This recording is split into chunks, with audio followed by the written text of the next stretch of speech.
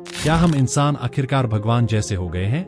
जिस तरह भगवान ने अपने एक हिस्से से इंसानों को बनाया, उसी तरह कोलंबिया यूनिवर्सिटी के वैज्ञानिकों की हालिया प्रगति ने एक कैंसर रोगी के जीवन को बचाने में मदद करने के लिए उसके एक छोटे क्लोन का निर्माण किया है। यह क्लोन एक वास्तविक मानव की हूबहू प्रतिकृति है, जिससे शोधकर्ता यह जांच कर सकते हैं कि मूल रोगी का शरीर कीमोथेरेपी पर कैसी प्रतिक्रिया देगा। लेकिन यह छोटा मानव क्लोन कैसा दिखता है? क्या इसे जीवित या मानव माना जाता है? अधिकांश देशों में क्लोनिंग प्रतिबंधित है। मानव बनाने के लिए गैर क्लोनिंग विधियों को आमतौर पर असुरक्षित और नैतिक रूप से अस्वीकार्य माना जाता है।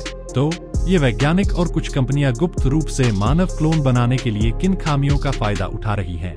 अगर ऐसा वास्तव में हो रहा है, तो क्या यह संभव है कि इनमें से कई क्लोन हमारी जानकारी के बिना हमारे बीच रह रहे हों?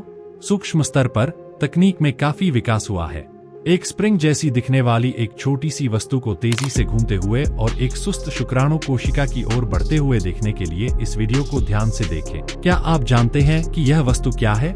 यह एक छोटा रोबोट है, खास तौर पर एक नैनोबॉट, जिसे वैज्ञानिकों ने कैंसर कोशिकाओं को लक्षित करके नष्ट करने के लिए डिजाइन किया है।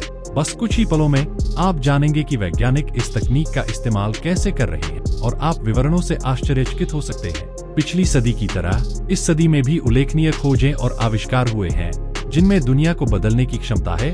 फिर भी बहुत से लोग अपने व्यस्त जीवन के कारण इनसे अनजान हैं। इन सफलताओं की खोज शुरू करने के लिए आइए पहली महत्वपूर्ण खोज पर ध्यान दें, द बिग रिंग। यदि आप रात में उत्तरी आकाश की ओर देखते हैं, तो आपको बूट्स और उर्सा मेजर नक्षत्रों के बीच स्थित इस विशाल वलय जैसी संरचना की झलक मिल सकती है।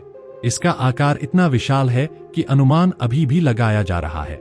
इसकी चौड़ाई का आकलन करने के लिए ऐसा कहें, हमें लगभग 13,000 मिल्की वे आकाशगंगाओं को एक पंक्ति में व्यवस्थित करने की आवश्यकता होगी। यह विशेष पहलू भौतिकी के सिद्धांतों का खंडन करता है।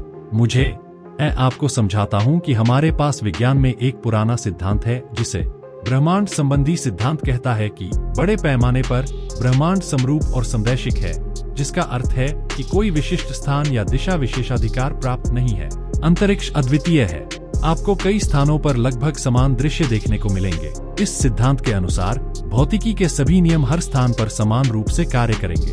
लगभग 13.8 बिलियन वर्ष पहले बिग बैंग हुआ, जिसने, वैसे यदि आप नहीं जानते हैं, तो हमारा ब्रह्मांड क्लोन बनाया, यानी एक असली इंसान का हूबहू कॉपी, ताकि ओरिजिनल पेशेंट की बॉडी कीमोथेरेपी से कैसे रिएक्ट करेगी इसे वो टेस्ट कर सके। पर आखिर यह छुटकू सा ह्यूमन क्लोन यानी इंसानों का कार्बन कॉपी दिखता कैसे? क्या वो अब जिंदा भी है?